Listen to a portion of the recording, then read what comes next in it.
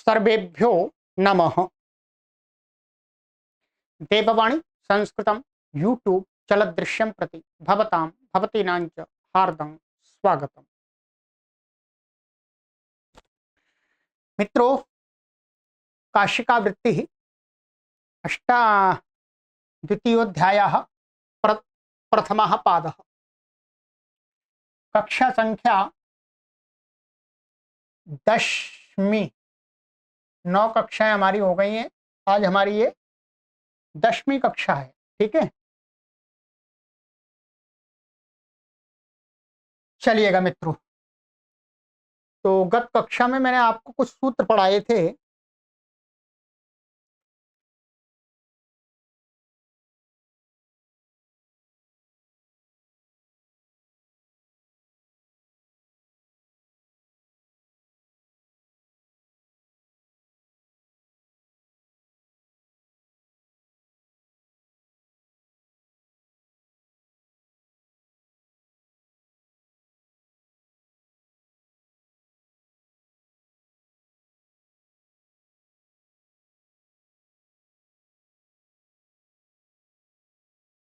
ये यहां तक हो गया था, पात्रे समितादयश्च। ठीक है, ये हो गया था। अब हमारा आरंभ हो रहा है विशेष समानाधिकरण तत्पुरुष समास, जिसको कहते हैं। इस समास का संस्कृत साहित्य में भरपूर प्रयोग होता है। ठीक है, इसलिए आप अच्छी प्रकार से इसको समझ लें। पूर्व कालैक सर्व जरत पुराण नव केवलाः समानाधिकरणेन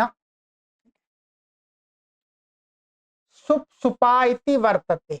सुप सुपा के ऊपर से अनुवृत्ति आ रही है। तस्या विशेषणम एतत्, उसका ही ये विशेषण बनेगा ये। ठीक है, ये प्रथमांत पद है और एक तृतीयांत पद है। पूर्व काल एक सर्व जरत पुराण नव केवल इत्येते सुबन्ताः समानाधिकरणेन सुपासः समस्यन्ते तत्पुरुषश्च समासो भवति। ठीक है,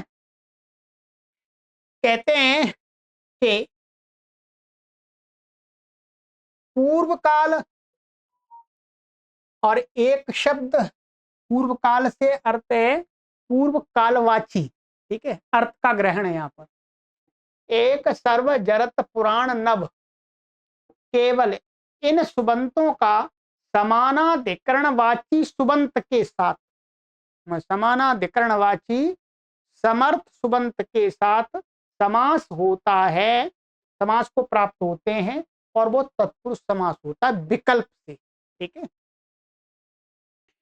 अब यहां पर ये बता रहे हैं अपने पाठक वृंद को, काशिकाकार, की समानाधिकरण किसको कहते हैं, समानाधिकरण किस प्रकार से घटित होता है।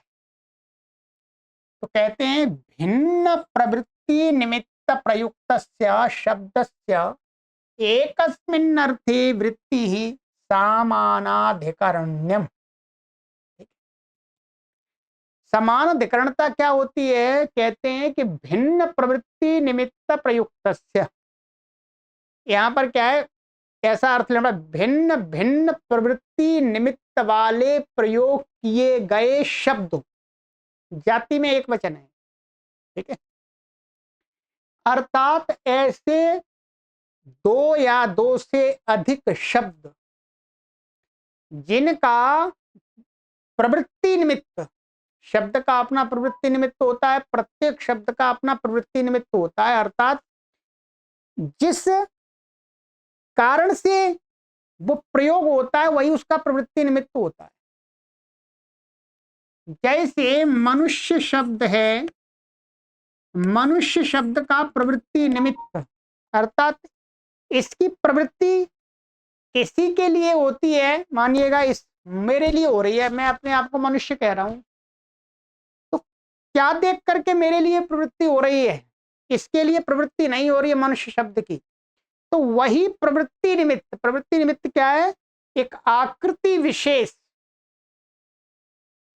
हाव भाव क्रिया चेष्टाएं विशेष वाले प्राणी के लिए मनुष्य शब्द का प्रयोग होता है, तो वो सारी चीज मिलकर के इस शब्द का प्रवृत्ति निमित्त बनेगी।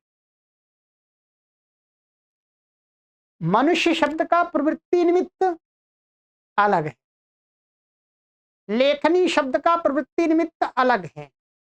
ठीक है, सभी शब्दों का प्रवृत्ति निमित्त एक नहीं होता। एक वस्तु के लिए अनेक शब्द प्रयोग होते हैं, वहां पर भी उन शब्दों का उस एक ही वस्तु के लिए प्रयोग करते, तब भी उनका प्रवृत्ति निमित्त भिन्न भिन्न होता है। ये बात समझ लीजिएगा। तो कहते हैं कि भिन्न भिन्न प्रवृत्ति निमित्त वाले प्रयुक्त शब्द प्रयोग हो रहे हों, कई, दो या दो से अधिक, कहां पर? एक ही वस्तु के लिए। क्या है? जब भिन्न भिन्न प्रवृत्ति निमित्त वाले शब्द माने हर समय नहीं प्रयोग होते, परंतु जब कभी भिन्न भिन्न प्रवृत्ति निमित्त वाले शब्द किसी एक ही वस्तु को कहने के लिए प्रवृत्त हो रहे हो, प्रयुक्त हो रहे हो, तब वो परस्पर क्या बनते हैं? एक दूसरे के समानाधिकरण। उन दोनों का, उन दो या दो से अधिक शब्दों का तब कहते हैं इनका समानाधिकरण, माने ये एक, इनका जो अधिकरण है वो एक है। ठीक है, जैसे पूर्व काल इत्यर्थ निर्देशः परिशिष्टानाम स्वरूप ग्रहणम। पूर्व काल शब्द इसका तो अर्थ का ग्रहण है, माने पूर्व काल को कहने वाले शब्द, और बचे हुए जो शब्द है मैंने बता दिए थे उनका स्वरूप का ग्रहण है, जो है उन्हीं का ग्रहण होगा। पूर्व कालो पर कालेन समस्यते। तो पूर्व काल वाची शब्द का अपर कालवाची माने पर कालवाची शब्दों के साथ समास होगा, वहीं पर उनका समानाधिकरण बैठेगा। अब देखिएगा, जैसे स्नातानुलिप्तः कृष्ट समीकृतम दग्ध प्ररूढ़म। ठीक है, पहले यहां पर ये देखिए, स्नातानुलिप्तः, स्नात माने नहाया हुआ, अनुलिप्तः फिर धूल मिट्टी लपेट ली, भभूति लपेट ली। स्नात और अनुलिप्त, स्नात का अर्थ है, जब स्नात शब्द का माने जो व्यक्ति ने स्नान कर लिया है उसको प्रयोग, माने स्नानत्व क्रिया, स्नानत्व प्रवृत्ति निमित्त को लेकर के स्नात शब्द का प्रयोग हो रहा है। अनुलिप्त प्रयोग माने कोई भभूति लपेटे हुए, उसमें क्या है? अनुलेपनत्व प्रवृत्ति निमित्त है।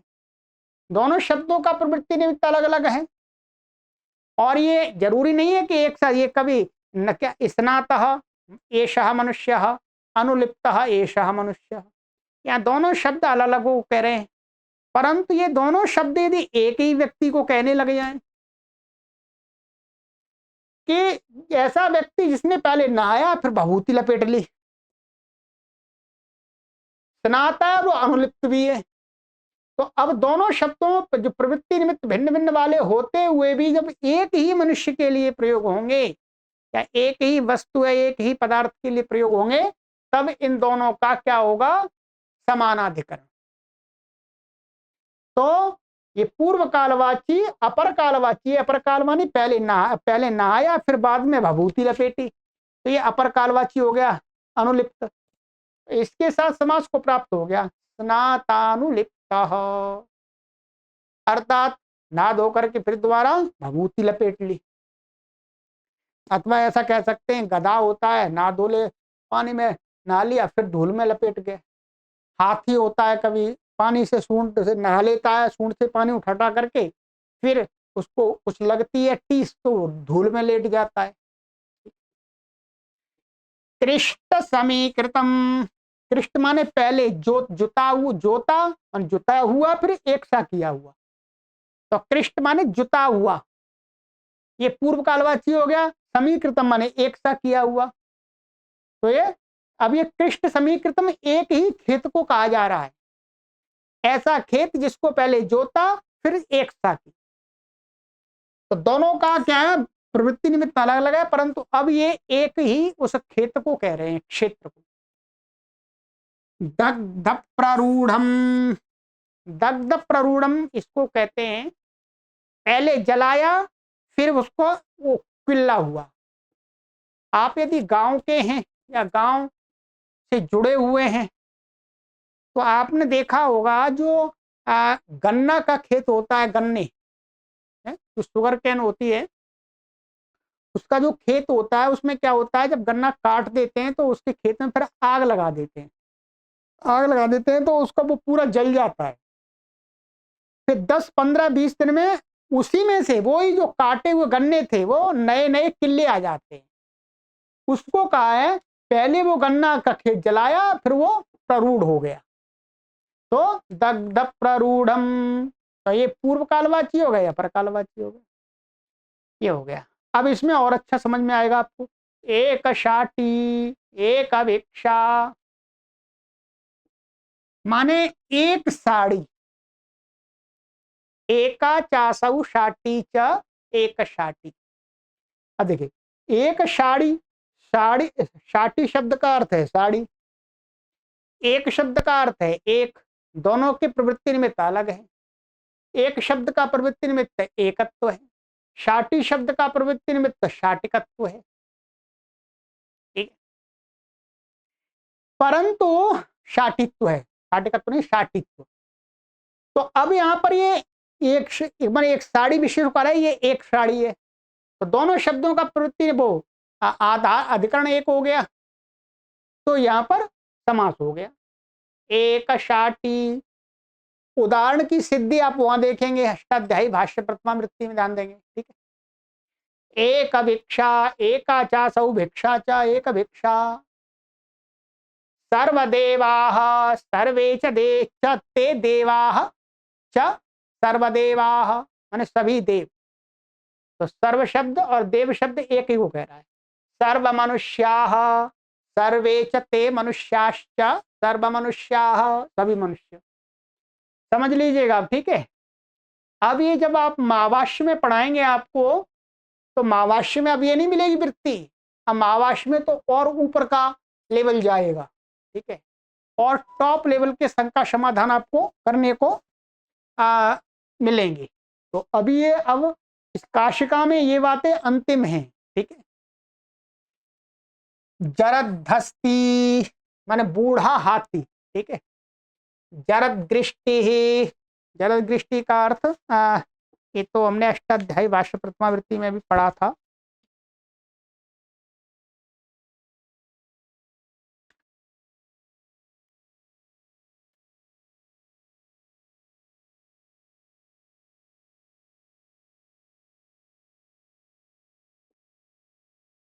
अष्टाध्यायी भाष्य प्रथमा वृत्ति में जरद दृष्टि ये नहीं दिया था, वहां पर अलग दिया था जरद का, ठीक है। तो यहाँ पर काशिका में ही देख लेते हैं।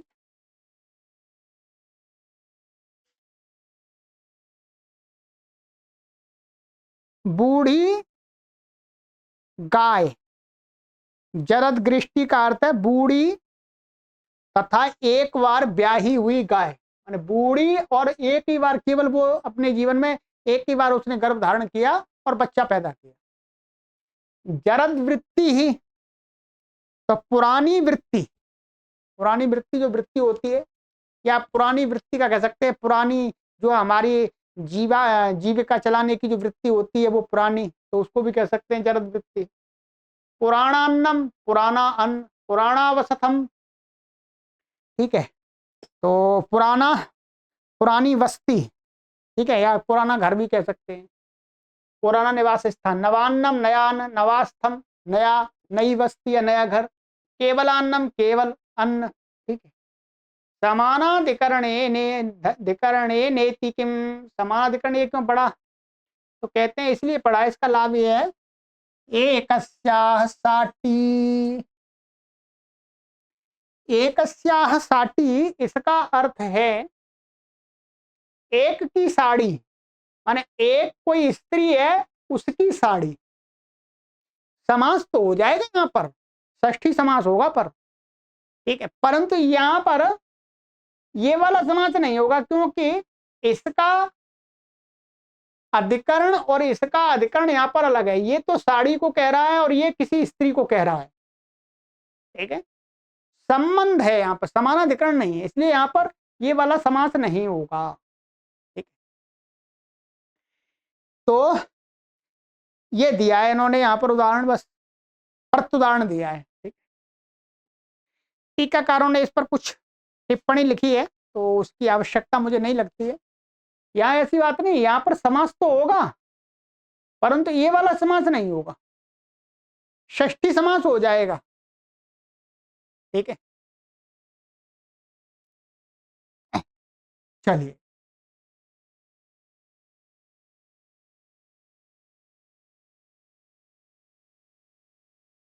यहाँ पर मेरे पास में जो काशिका है इसमें वही टीकाओं से लिखा हुआ है कि समानाधिकरण का प्रत्यु उदाहरण एकस्या शाटिका, एक स्त्री की साड़ी दिया गया है, किंतु यहाँ षष्ठी समास हो सकता है, मैंने वो बता दिया, षष्ठी समास यहाँ पर हो सकता है, हो सकता है, होगा। किंतु अतः यहाँ पर एकस्या शौक्ल्यम यह उदाहरण देना चाहिए, क्योंकि यह षष्ठी समास का प्रतिषेध पूर्ण गुण सुहिता सदव्य तब्य से हो जाता है। यहाँ पर इनका कहना यह है कि यहाँ पर हम ऐसा देंगे एकस्याह शौकल्यम, ठीक है, माने एक का, एक की शुक्लता।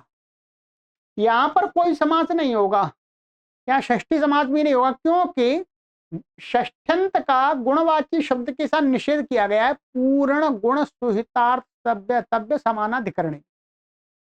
तो उससे क्या है, यहाँ पर ये प्रत्युदाहरण ये भी अच्छा बन सकता है, साटी की जगह शौक्लियम कर देंगे तो शौक्लियम, ये आधा का रहेगा, शौक्लियम, ठीक है। तो शौक्लियम, अब ये गुणवाची है, तो अब इसका समास षष्ठी भी नहीं होगा, ये प्रत्युदाहरण ये भी ठीक बन सकता है, क्योंकि यहाँ तो षष्ठी समास हो जाएगा। अब यहाँ पर समानाधिकरण नहीं है इसके साथ में, इसलिए समान समास नहीं होगा, किसी भी सूत्र नहीं होगा, वहां पर भी निषेध हो गया षष्ठी का भी, ऐसा दिया है। परंतु ये भी उदाहरण दिया है, इसका भी हम एक तरह से पूरी तरह से खंडन नहीं कर सकते, ठीक है। चलिए,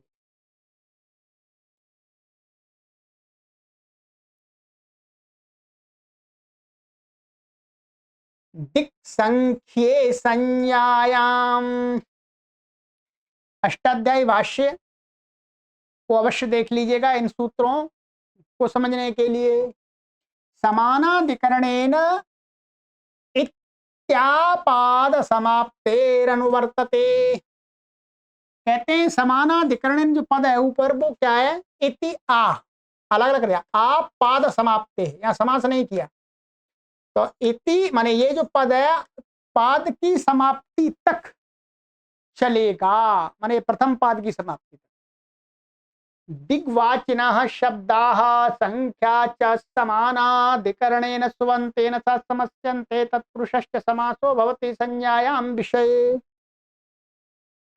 इससे भी है कि अब ये जो पाद के अंत तक जो भी समास होगा वो क्या हो जाएगा, तत्पुरुष समानाधिकरण तत्पुरुष समास, क्या है, समानाधिकरण तत्पुरुष समास। तो दिशावाची शब्द और संख्या शब्द, संख्यावाची शब्द किस समानाधिकरणवाची शब्द के साथ में समास को प्राप्त होते हैं, या नित्य ही होंगे, विकल्प नहीं होगा, क्यों, और वो तत्पुरुष समास होता है संज्ञायाम विषय, संज्ञा का विषय। तो संज्ञा का विषय होने पर क्या हुआ, संज्ञा की प्रतीति तो विग्रह वाक्य से नहीं हो सकती है, तो ये नित्य समास अपने आप माना जाएगा। तो पूर्वेशु काम शमी अपरेशु काम समी, तो यहां पर क्या है, ये पूर्व शब्द और अपर शब्द ये क्या है, ये आपके दिक्वाची है, दिशावाची है, तो इनका समास हो गया। समास का ये संज्ञा है किसी गांव विशेषों की, ठीक है। ये अष्टाध्यायी भाष्य में आपको बताया था। माने ये है ईशु काम समी नगरी है कोई, उसका पूर्व भाग की ये संज्ञा कहलाती है, इसका नाम है, संज्ञा है, सीधी बात है, पूर्वेशु काम समी, इशु काम समी कोई नगरी है, उसका पूर्व भाग। ऐसे अपर काम अपरेशु काम समी, अष्टाध्यायी भाषा सिद्धि देख लीजिएगा। संख्या पंचाम्राह सप्तर्षय, ये भी संज्ञाएं हैं। ठीक है, तो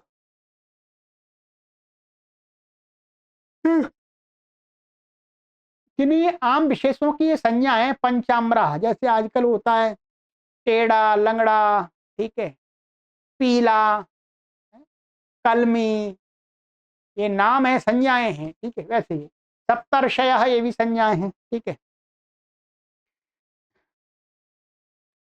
संज्ञायामिति किम, जब संज्ञायाम नहीं होगा तो नहीं होगा। इसका लाभ यह उत्तरावृक्षाः पंच ब्राह्मणा, तो यहाँ पर ये पंच ब्राह्मणा का अर्थ है 5 ब्राह्मण। बस ये बताना चाह रहे हैं, संज्ञा नहीं है, कोई भी 5 ब्राह्मण को कहेंगे 5 बताने के लिए। उत्तरा ब्राह्मणा माने, उत्तर माने पहले वाले वृक्ष या उत्तर दिशा के वृक्ष, ऐसे कह सकते हैं। संज्ञा नहीं है तो यहाँ पर समास नहीं होगा। यहाँ पर समान अधिकरण है, इसका और इसका दोनों का समान अधिकरण है, और उसका और इसका भी, और ये दिशावाची भी है और ये संख्यावाची भी है, परंतु समास नहीं होगा क्योंकि संज्ञा नहीं है। ठीक है, चलिए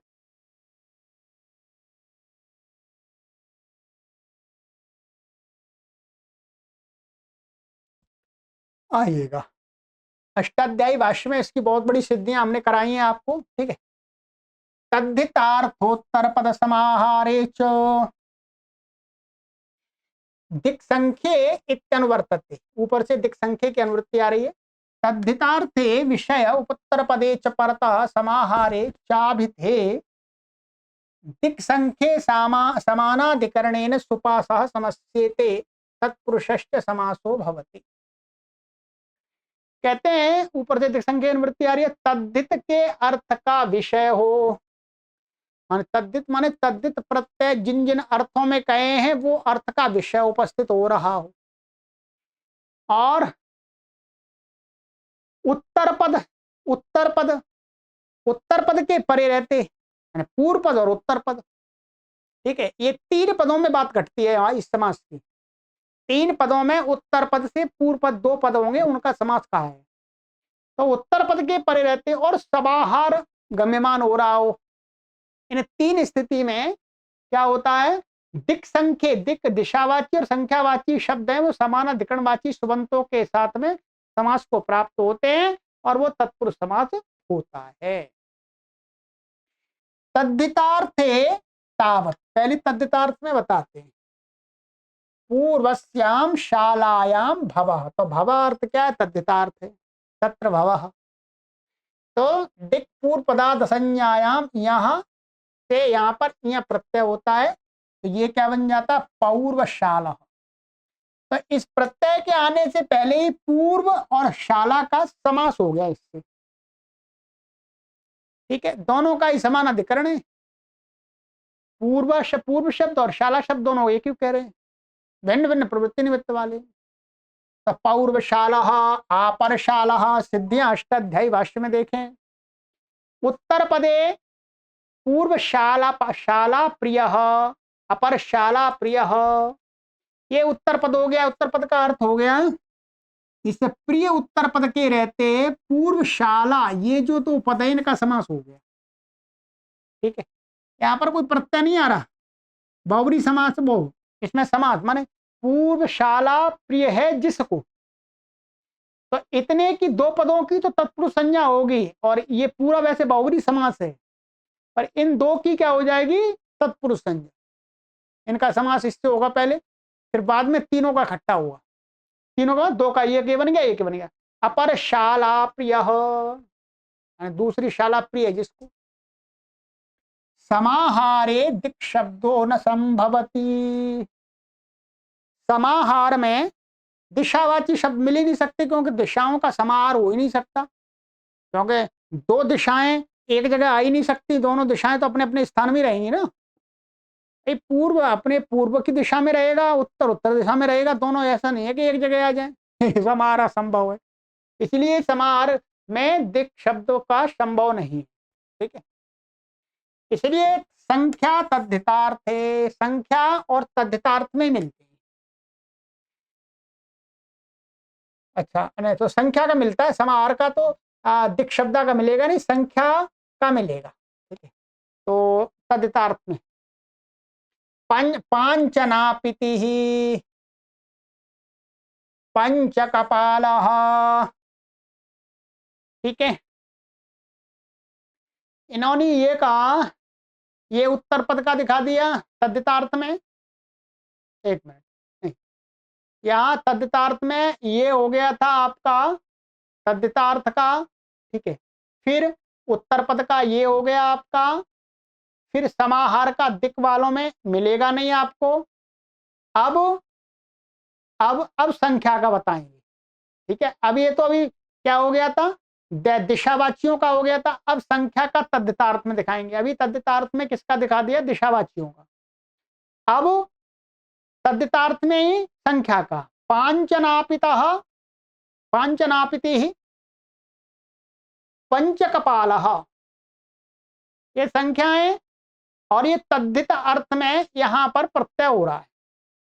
सिद्धि देखेंगे यहां पर तो लुक हो जाता है प्रत्यय का। ठीक है, पांचनापिति यहां पर प्रत्यय हो जाता है। ठीक है,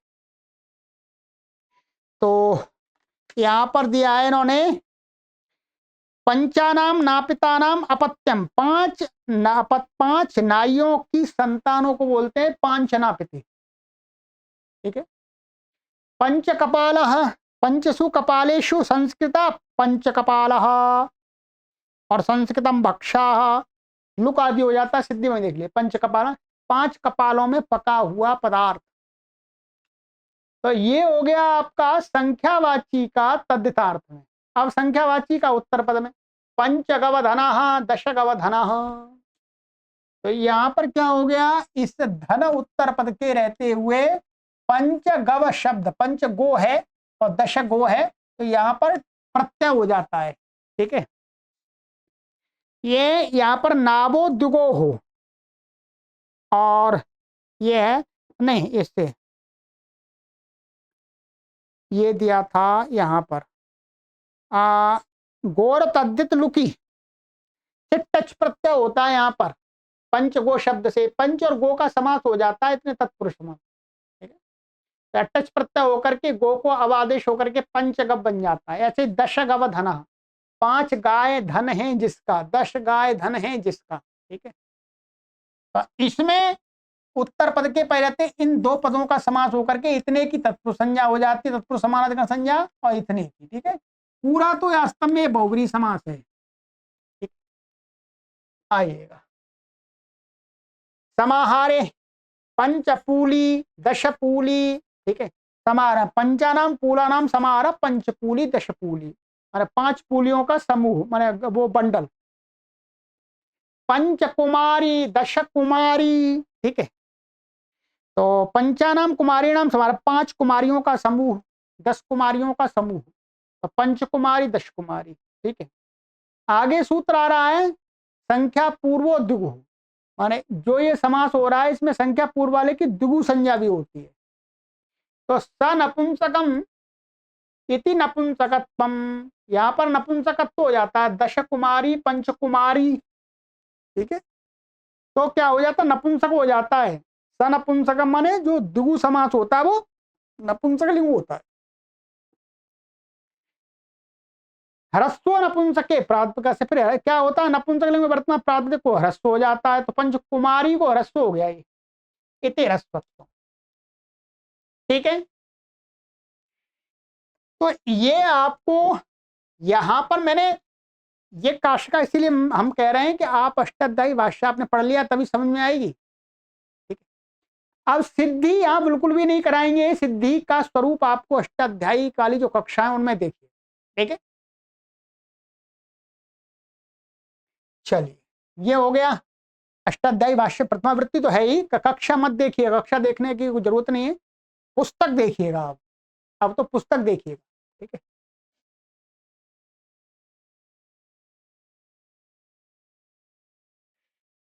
संख्या पूर्वो द्विगु तद्धितार्थोत्तर पद समाहारे चेत्यत्र यह संख्या पूर्व समास स दिगु संयो भवति। तद्धितार्थ पद समाहार में जो समास कहा है यहाँ संख्या पूर्व वाला, उसमें जो संख्या पूर्व एक दिशा वाला है, संख्या वाला लिया है, तो संख्या पूर्व वाला जो समास होगा उसकी एक दूसरी संज्ञा क्या हो जाएगी, तत्पुरुष के साथ में दिगु संज्ञा। इसलिए पहले दुगुष्ट कह दिया था, तत्पुरुष संज्ञा भी कर दी है उसकी, ठीक है। दिगु संयो भवति तद्धितार्थे तावत्, वही उदाहरण बनेंगे पंचसु कपालेषु संस्कृत पंच कपाला दश कपालः। तो संस्कृतम भक्षा इति ईहाण, यहाँ पर अण हो गया, तस्य दुगोर लुगन पत्ते इति लुक, अण हुआ था यहाँ पर, उसका लुक हो गया, ठीक है। उत्तर पदे पंचनाव प्रियः, तो माने पंचनावः प्रियाः यस्य, तो 5 नाव प्रिय हैं जिसकी, तो नावो दिगोहो इति समासांतो भवति।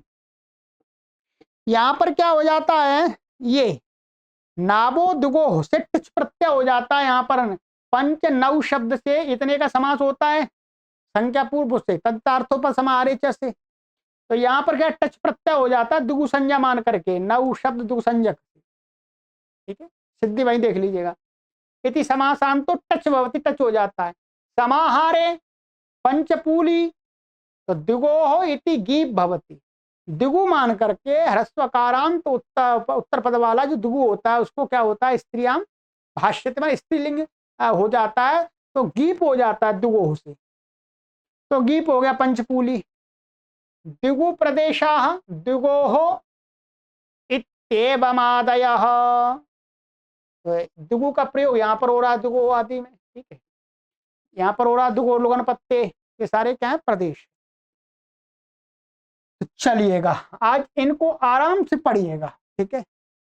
ये 3 सूत्र आपस में जुड़े हुए थे, 3 नहीं 4 हैं, तो ये तो थोड़ा अलग था और समान अधिकरण तो सब में चल रहा था, तो ये 4 सूत्र मैंने पढ़ा दिए। अष्टाध्यायी भाष्य प्रथमावृत्ति को अपने सामने रख करके और काशिका को सामने रख करके इनको पढ़िए, समझ, ठीक है। 100% आपको समझ में आना चाहिए, मैं उस प्रकार से आपको पढ़ा के चल रहा हूं, ठीक है। चलिए, सर्वेभ्यो नमः।